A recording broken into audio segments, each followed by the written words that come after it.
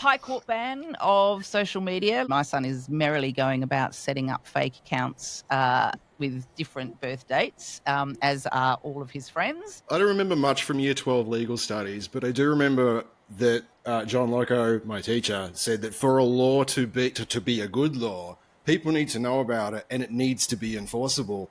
And I'm just not seeing that last part of the measure being met. But there are now two enterprising young teenagers, 15-year-olds, Noah Jones and Macy Nayland, who are bringing a high court case challenging the ban, saying that it impermissibly burdens their implied freedom of political communication.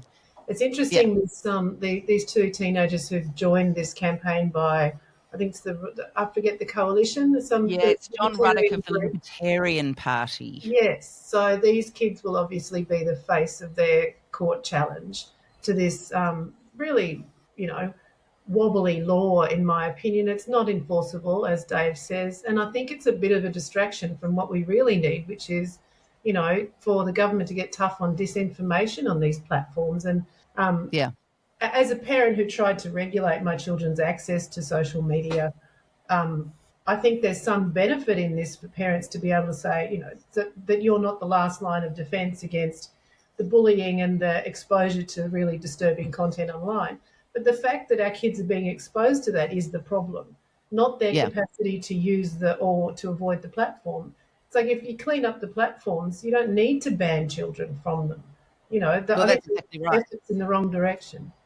And if you made the platforms accountable for the content that they are amplifying as publishers, rather than just sort of... I agree entirely with the both of you on this, but I think the problem is that the power dynamic is completely out of whack here, and that governments aren't powerful enough to enforce any sort of control over these social media companies now. These tech giants are bigger than lots of companies.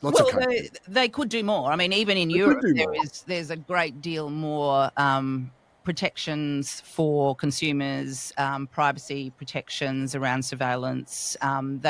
We are kind of outliers when it comes to this sort of open slather approach that we have had.